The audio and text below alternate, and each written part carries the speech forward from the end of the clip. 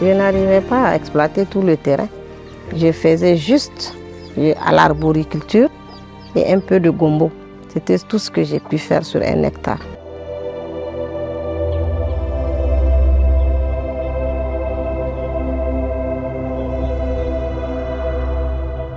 Partout dans le monde, le changement climatique dicte sa loi.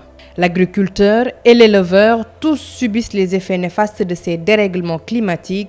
Face à ces nombreuses difficultés, la Banque mondiale apporte des pistes de solutions à travers l'exploitation adéquate du bassin du fleuve Sénégal. Consciente de cette potentialité, l'institution de finance a réuni à Saint-Louis acteurs et décideurs du Sénégal et de la Mauritanie pour décliner ses objectifs.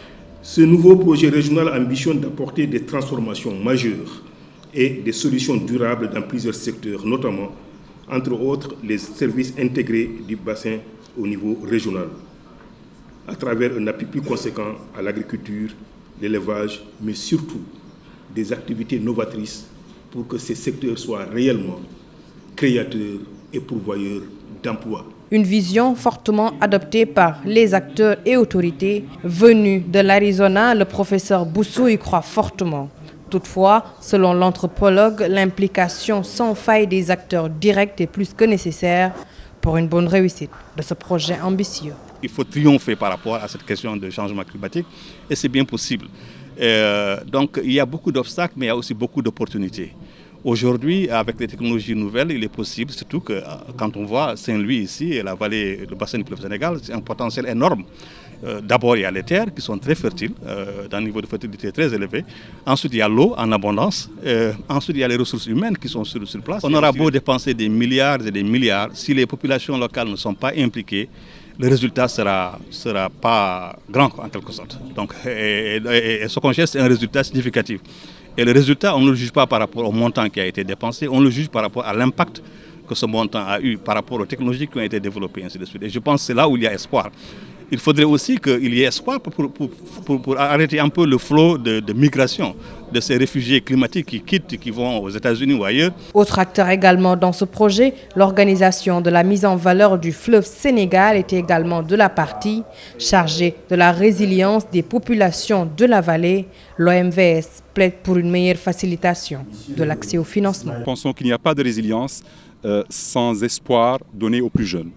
Et donc, nous travaillons avec nos différents partenaires, et aujourd'hui, l'atelier d'aujourd'hui est un exemple concret, à donner à nos jeunes et à leur expliquer que l'espoir est permis, qu'il y a des projets. Vous avez vu les axes liés à l'innovation, des compétitions sur les startups et PME de jeunes qui ont des idées très intéressantes autour des thématiques d'organisation, l'agriculture, l'électricité, l'adduction en eau potable. Ça, c'est le premier point. Le deuxième point aussi, c'est qu'il n'y a pas de résilience sans solution financière appropriée aux communautés. Nous sommes dans une zone, le bassin du fleuve, plus de 30 millions d'habitants, mais c'est une zone où l'accès au financement est compliqué. L'accès au financement est cher. Justement, pour une meilleure prise en charge de l'aspect financement, la participation ou l'appui du secteur privé sera de taille. La Société financière internationale IFC, branche du groupe de la Banque mondiale dédiée au secteur privé, apporte dans ce sens des réponses concrètes en collaborant avec des banques commerciales pour apporter des solutions. Aujourd'hui, qu'est-ce que nous apportons comme solution sur tous ces aspects-là? Par exemple, sur l'aspect accès au financement. La SFI travaille au Sénégal avec un certain nombre de partenaires, d'institutions de financement, des banques commerciales. Ce qu'on veut faire, c'est amener ces acteurs qui ont des solutions, qu'ils peuvent adapter, les amener à les déployer dans la vallée du Sénégal.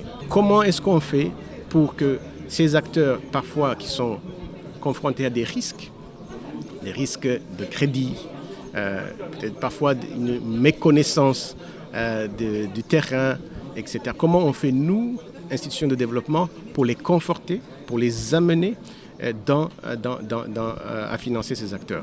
Une journée d'échange et de partage qui a vu la participation de tous les acteurs, notamment le ministère des Finances du Sénégal, celui de l'hydraulique de la Mauritanie, ainsi que tous les acteurs impliqués. Avec ce programme de la Banque mondiale, des réponses sont attendues pour une meilleure résilience face au changement climatique dans la vallée. Pour y parvenir, il est donc important d'agir ensemble pour relever tous ces défis et assurer en développement durable dans le bassin du fleuve Sénégal.